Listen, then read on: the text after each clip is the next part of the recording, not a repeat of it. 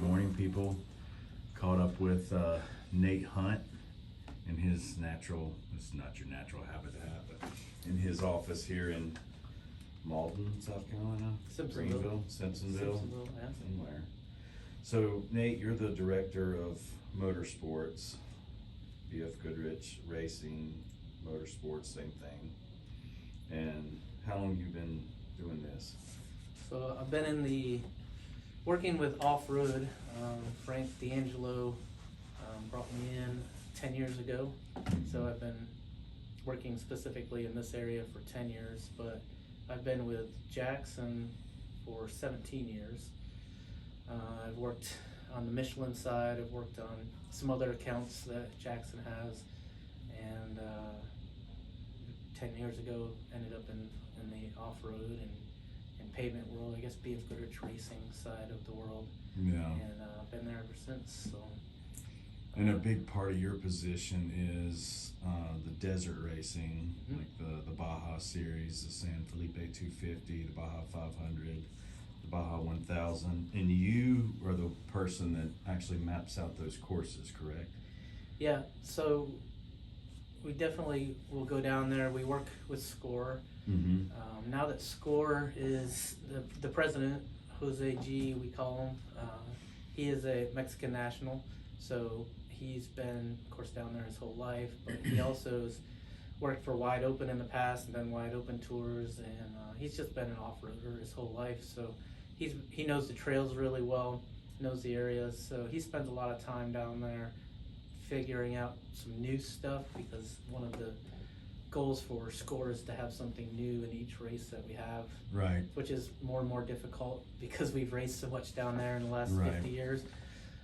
But he's able to find some new sections, and so when we go down there to map, we have a pretty good idea of the course. Now there may be some areas that we're not sure if it's open or able to get through, so that's part of the reasons we go down there. But also BFGoodrich's investment in this is to be able to provide the racers that are racing the race some GPS files that have the access roads that connect into the race course. So while we're down there mapping the race course, we're also mapping all the access roads and running the access roads to make sure that they're passable, make sure the notes are updated, and the course can move every which way. Right. So we got to make sure that the access roads connect, and so we spend some time doing that, making the course notes and putting the mileages to where access roads join the race course and meet the race course. So that course book or that route book that you give the BFGoodrich racers, that's an invaluable piece right there. Yeah. So, and that's the other thing, we're down there trying to get the information to be able to put that book together. A lot of people call it the BFG Bible, if you will. Right. But that's something that got started quite a few years ago, and it's honestly one of the most important things that is on my list to get done during the year for these races, because of the history that these map books have with the racers. And this is one of the reasons why I think people choose to buy BFGoodrich tires when they're looking at racing the Baja races, because of the valuable information that's in that. And ultimately, that's why BFGoodrich invests money into motorsports and into the pit support program. At the end of the day, we got to sell tires, and if this is one way to get a little bit of that return, then that's important. But it's also important because BFGoodrich could take that money and spend it other places. I get a lot of comments sometimes of when some of the more well-known racers will go to another brand because of, could be sponsorship money, could be whatever reason, that BFGoodrich is getting outspent by these other tire companies, and I just kind of smile because the investment may not be right up front with some of the top racers. The investment may be further down the road when you look at the classes that BFGoodrich helps out. We help out racers from trophy truck all the way to class 11s and the UTVs. So it's not just the top racers that the investments are made in, but it's also in the sport of off-road racing. So in order for us to have a playground, if you will, have the place to be able to go play, test tires, have that proving ground, we have to make sure our sport's healthy and our sport is supported. So part of what we do is also the sport of off-road racing. So Right. So providing the map books, providing the course files to racers who may not be as familiar with Baja, or who may have a long history with Baja but rely on this for their chase crews and chase teams and pit support to be able to go down there and race. That's part of the investment. That pit support program in a nutshell is basically like if ordinary working guy decided he wanted to try to run the Baja, if he's running BFGoodrich tires, then if he can make it to any of the BFGoodrich pits along the peninsula, then they're there to help him, correct? Yeah, that's really, there's two reasons I believe at the beginning why they started this. One was because they wanted to figure out how to do it, how to get involved, and the guys that were involved at the time running the program talked to racers what would help you the most, and the pit program kind of was born through that. And it was to be out there in the desert, to be where in a place, a location that made sense for the racers, whether it was for fuel, for whatever reason. Most of the time our where we decide to pit and set up is based off of the fuel needs. Yeah. So we try to get our pits at least less than 160 miles for the more limited cars that don't have as big of a fuel cell to be able to get to us, and set pits up, and we're there for anyone at the end of the day. We're there for the guys, the racers who have chosen to use BFGoodrich tires, and we're there to support them first and foremost. And it's free of charge. We're not down there to make money off of the racers. We're down there to support, and that's part of our contribution to the off-road racing sport. And it's there to supply whatever we can to be able to get that guy to the finish line. And whether that's relieving some cost of the race to not have to bring down pit support with the team because they can't afford to have their own. We're down there to help them with that. We're down there to help the person who doesn't know anything about the race, so we try to provide this map book and any type of information that we can provide to help them get to live out their dream of racing, and hopefully the information provided and the support that's provided helps them be able to live out their dream. Yeah, you know, there's so many really good videos about BFGoodrich's pit support, you know, already out there circulating, but you know, watching some of those videos, how the racers talk about what a welcome sight it is to you know, need a little something, even if it's just a drink of water or whatever, you know, just a once over on their race rig, but to turn the corner and see the BFGoodrich pit all lit up, you know, out in a remote section of the desert, you know, nothing else around but the pit, how much they appreciate that. Yeah, I'm not a racer, so I can't imagine what that's like, but I have to imagine if you've been blasting through silt and mud puddles and whatever it could be that's been thrown at you by the race course, and especially by the Baja Peninsula. Just being on all that. Just to be able to see those lights and see those guys ready to be there to hand you a water, a peanut butter and jelly sandwich, whatever it is. Yeah. The other thing out there in the remoteness of the peninsula is the BFG relay, which has been around for quite a few years as well. They used to do that on donkeys and stuff, right? They'd go we up a still mountain. do. We have the mule team. Yeah, there's a location you can't get to with a vehicle. And they'll go up there and put up a repeater. Pack it all up, on mules, it. and they go up to the location to be able to get the best spread out to. What's that guy's name that heads that up? Wild Bill. Wild Bill. He is a wild man. He is a wild man. A well-deserved nickname. Yeah, he puts around in that older Dodge. I think maybe it's a Cummins diesel. But he's been there for all of it. He's been there for a lot of it, yeah. And I remember, what was it, Steinberger's father, Weatherman, he passed well, it's been several years since he passed. A couple years. But he was part of that program too, wasn't he? I'm not sure if he was ever part of the BFG relay, but we all worked together at the end of the day down there, and I think, and I'm not the best historian, like I said, I've only been around 10 years, so if he was part of it, sorry, but I don't think so. I think the Weatherman and BFG relay are two that are out there that are trying to make sure the race course is covered with communication for whatever reason. In these days, 2021, with the advancements in technology, we have the I don't know what units, depends on the race series. They have these different units that are put in cars to track, and there's the push if there's an emergency. There's a lot of technology today that has advanced the communication levels, reduce the seeing risk, where cars are. It used to be until you saw them pulling into the pit, or maybe get a call on the radio when they're 3 miles out, was the only time you knew a car was coming. Now you can see where a car is coming from the start line on.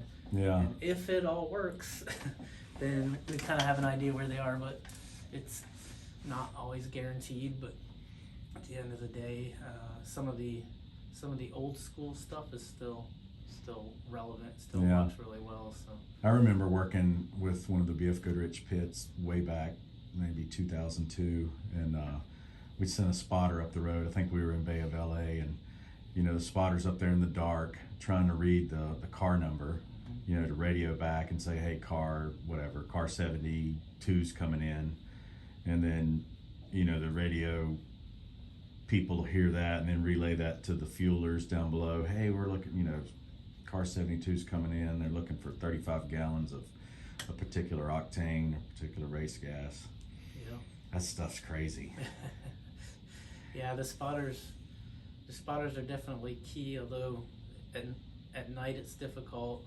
If you're because they have dirty placards. If you're in a pit that's straight, right after some water on the course or something. It's in was it 19 when the race got postponed a day because of the water down there. Yeah, flash floods and stuff. Crazy. So we had people sitting out there in their pit locations for an extra day, which I didn't hear any complaints because all of them want to stay down there longer. Right. But the amount of mud and hard to see the numbers, but at least they know a vehicle's coming. They can be ready for whatever. Right. That pit support. When a car comes in the pit like that, everybody jumps on the race vehicle, like all the people in the pit, and they'll clean off their lights, check their tires. They're communicating with the driver, hey, what you need, or the navigator. That's pretty nice to witness how the car comes out of the other side of the pit in better shape than it was when it came in. Yeah, that's definitely the goal. In each of our pits, we make sure we have a medic first and foremost. We want to make sure if there's any need for a medic, we have someone there. We make sure we have welders, fabricators, mechanics. We got the guy that holds the stop sign, which is important as well. Yeah. But yeah, it's all hands on deck when a vehicle comes in. Yeah. Whether it's wiping off mud from a light bar or from a face shield, whatever it can be, and whatever helps you get to the next pit or the finish line. That's the goal. I think it's interesting, and it kind of reinforces the BFGoodrich brand of how dominant and how tough BFGoodrich tires are. It's like when you bring the racers spares, like the racers will meet there in San Diego and drop off their spares to go to whatever pit. Like if they have 9 spares, it goes to 9 pits. And you unload them and you mark them, you put their name on it. But more times than not, we load those spares right back up because they don't ever need them. They're there in case they need them, but most of the time you don't. Yeah, I would have to say, when we were talking about the investment by the brand, right? The ultimate investment is in the product, because if we don't have a product that is a good product for the racers to use, then what are we investing all that other money in for? Exactly. It's not worth it. So for sure, the first investment is into the product, and we were just talking about how that's where we seed our tires to be able to put Baja Champion on an all-terrain or on a mud terrain tire, the tires that you put on your pickup trucks and the tires that you put on your vehicles that you run around every day, if you'll look at the sidewall, it says Baja Champion, and that's the technology that we've gleaned from the years of testing down there with race tires that are non-DOT tires, that eventually ends up, something from that eventually ends up in the tires that go on these in the DOT tires, right. The technology and what we've learned from racing, before we even let these tires be sold to the public. Right. We want to make sure they're good, so we test them in the harshest environment that we can think of, and that's the Baja. Yeah, and the consumers may not know that, but I know that the KO2 was on the wide open cars for a couple years before it was released to the public, and then the KM3, same type of deal. Mm-hmm. You're down there pounding it, punishing it. You want to make sure it's right before it gets out there. Before they start selling them. I like it. Well, I think we could talk about Baja all day, but you've got other, the King of Hammers is a big one for you, in BFGoodrich, and then the Mint 400, correct? Those are the other two big ones. Your efforts at King of Hammers is that you roll out a full pit there, and you actually have mechanics, and you're mounting tires and doing the same type of thing for the racers there, correct? Yeah, King of Hammers, I think the biggest difference there compared to Baja is that they're any stateside race, I believe in any stateside race that we're involved with, they have to have specific pit locations that are the only place you're allowed to pit. Where in Baja you can pit pretty much anywhere you can get to. Right. With some of the land use, the BLM, to be able to put a race on in the States, you have specific areas that you are allowed to do that kind of stuff. And so the pit support, because we're all kind of in one area, may not be as important as it is in Baja. It definitely isn't as it is in Baja, because everybody's right there. It's really not that remote of a location, but we're really there for a couple reasons. One is it's a great race. It's a huge race, and if you're involved in off-road racing, you got to be at that race. So that's the largest one in the States, right? It feels like it. I'm not really sure. But it's definitely big. And Dave Cole and his team do a great job. The Ultra 4 Series and with that race and King of the Hammers. So, and we have a lot of partners that go to that race.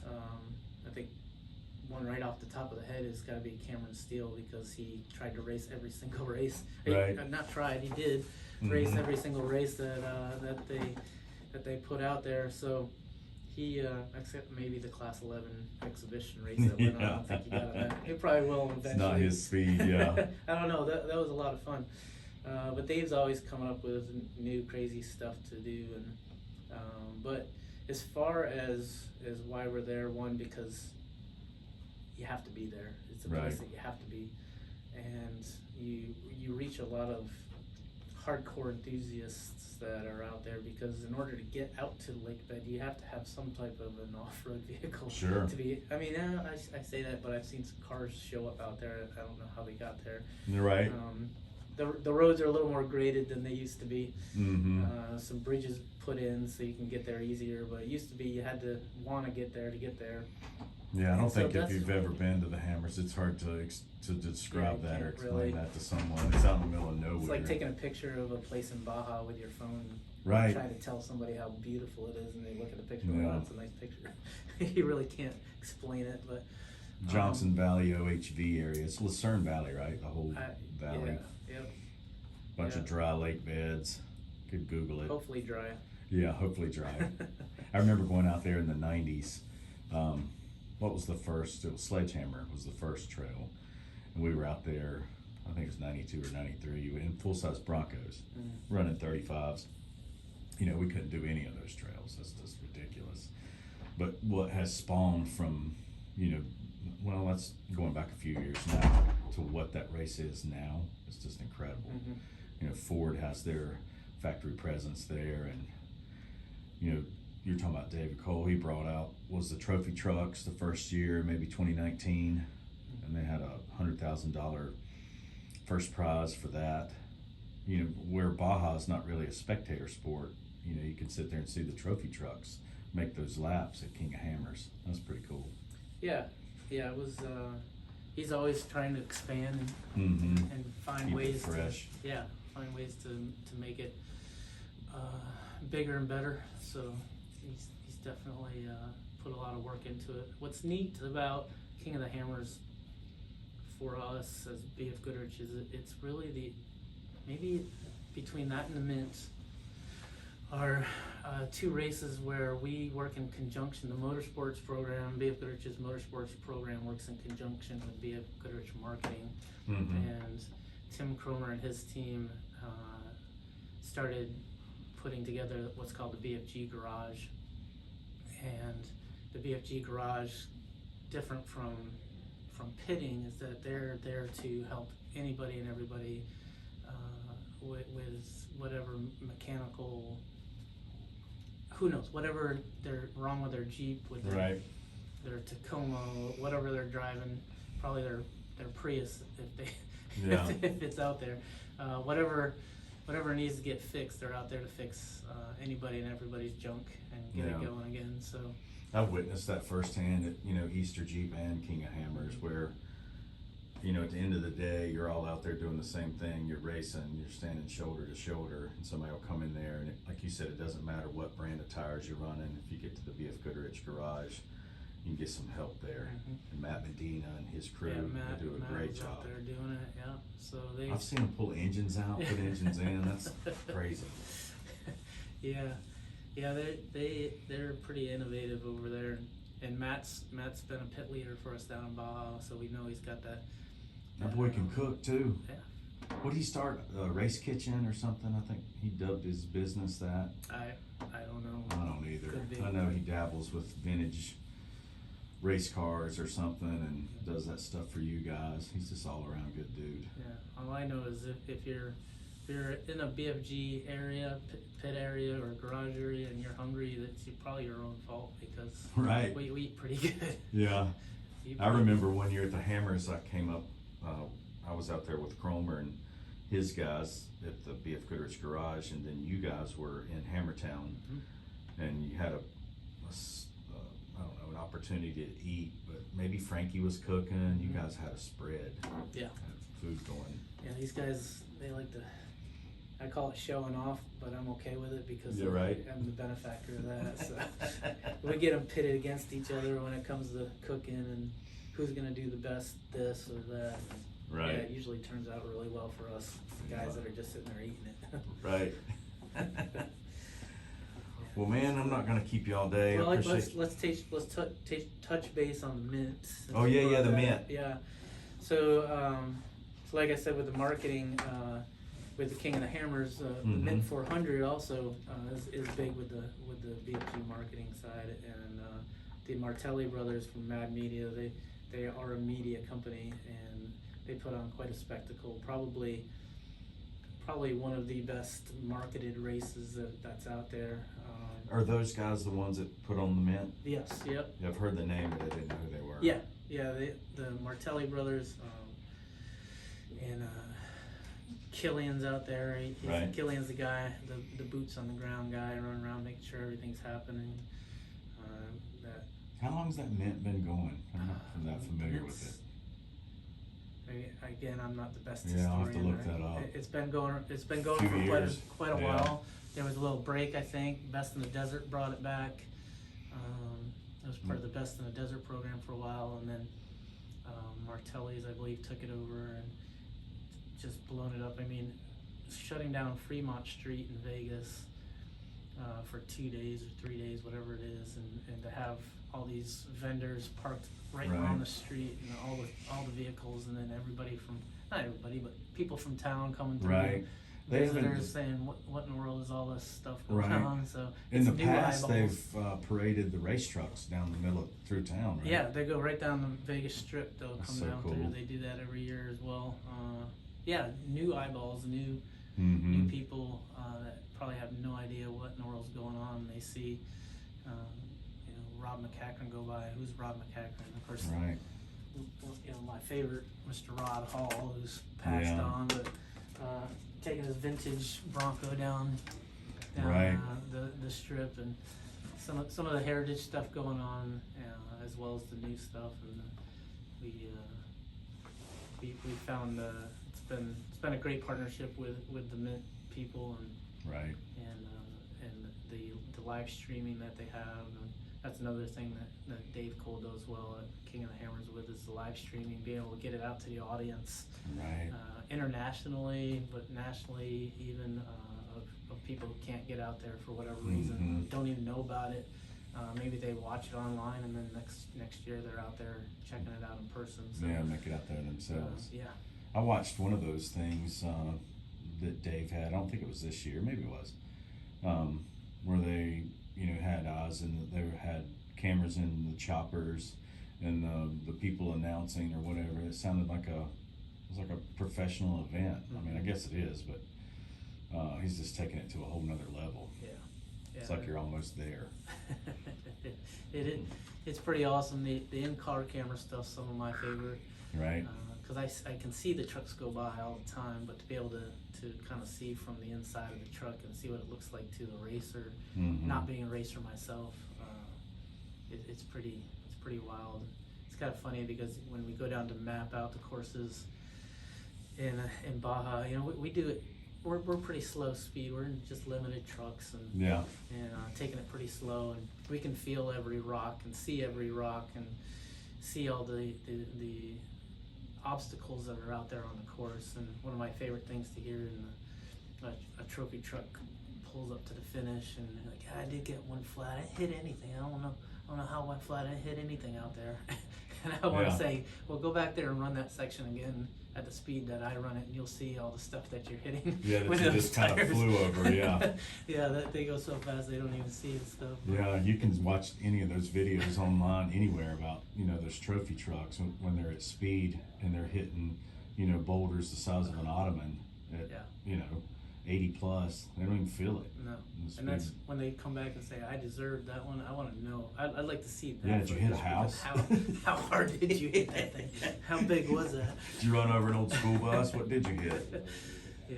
What is the vehicle that you use primarily to map out those courses? Frank D'Angelo, he had the F-250 that they had built up into a pre-runner type vehicle, if you will. Just a reliable, the cage to hold everything together, and right. Really reliability is the biggest thing out there, not so much speed. It was a Super Cab 250 Super Duty, long bed. Yeah, that was V10. Right, very nice. Yeah. So now Ford actually hooked us up with some Raptors for a good price, and so we took one of the Raptors that we got and did some work on it. Actually sent it up to Baja HQ, nice, which is Cameron's shop basically. And they did some really nice work on it. Of course, 37-inch tires. Have you been driving it? Yeah. Nice. Yeah, I've done it the last couple of years we've had it. So of course last year 2020 was a little less than we wanted, but it's been tested already. Are there any photos of that truck online anywhere? Probably not. Yeah, some skunk works you got going there. I like to be incognito sometimes. Yeah. It's a solid truck. And you don't even those Raptors, you don't even have to do anything to them. You can just take them off the showroom floor and go down there and pound the crap out of them. Got all the comforts, the AC, the nice seats, the satellite radio, everything. Yeah, but again, those things are nice. Just the reliability of them. They're built tough. You hear that Ford tough or whatever, but I can tell you the Raptors are pretty awesome right off the showroom floor. Yeah, well, they're coming factory with the BFGoodrich KO2s on them with their specific compound, a Raptor specific compound. Yep, an OE compound. Yeah, 315, 70, 17. Yeah, that's nice. Yeah, too small for me. Right. The first thing I do is get 37s. But no, they're pretty awesome trucks. I can't wait to see the new ones that are coming out. I saw a couple promo videos, but I haven't seen one in person. It's gonna be, that's the 22 model? 21 Raptor. Maybe? Yeah, maybe 22, I don't know. I read somewhere or heard that they kind of released that the same time they did the Bronco. Maybe at the Hammers. Yeah, that's when I saw it. Which is strange that they would kind of reveal them both. Yeah. Of course, the Bronco's been in the making for who knows how long now. Too long. Yeah, too long. Everybody's ready to get them. Yeah, I know. I tell you, I would definitely would have considered. I'm really happy with the Raptor, but if the timing was right, a Bronco would have been pretty awesome to build into a Sure. mapping vehicle, and just the room in the back of the truck of the Bronco. Instead of a truck bed, you have room to put tools and supplies. But well, didn't Frank? He started off in a Bronco that Jeff Cummins has now, right? Before the F-250. I believe so. Mapping. I do know he had it for a while. I know Yeah. Jeff has it now, and Jeff actually, I just talked to him on the phone last week or week before, and he was all excited because he himself somehow put a rear window in by Bronco himself. by himself, and it actually worked. So Yeah. I don't know. I told him I had to see it to believe it, but Right. you know, that Bronco's got more wires and switches, and you know, you gotta hold your hand this way and pull the mirror And hold your push breath, this yeah. button and turn the radio on for the truck to start. So yeah, that Bronco's been around a long time. That Bronco probably needs its own Facebook page. It does. I remember talking to him one year at the King of Hammers about it. I expressed some interest in buying it. He's like, "Well, I'm not ready to sell it yet." You know how gruff its voice is. If you're listening, Jeff, I'm still interested in your Bronco. Yeah. I don't know if you want it. But Yeah, it's probably bragged out. I'm sure it needs like a complete overhaul, new frame. Still looks good. Yeah, it's still running. Jeff loves that thing, that's for sure. But yeah, I think Dan Newsom drove that thing for a while. Yeah, I think that is true. Yeah. Yeah, so Wow. it's got a lot of miles. Yeah. Probably got a couple motors. Yeah, I know he said he put at least one in it. It probably has that 2 or 3. Yeah, those are some rough miles. That's hard. I was gonna say that's hard on something. Even at the slower speeds, and then you get carried away and think you're in a race truck at times, and you still have just a little better than stock suspension. Yeah, I've been guilty of that. But it's always fun to see it down there, and it's dirt environment though. Right where it belongs. Yeah, as long as we don't have to work on it. Yeah. Well, cool. I'll let you get back to work. Might hit you up later, a couple months. We'll do another interview or something. Right on. Nate, thank you. You bet. All right, have a good day.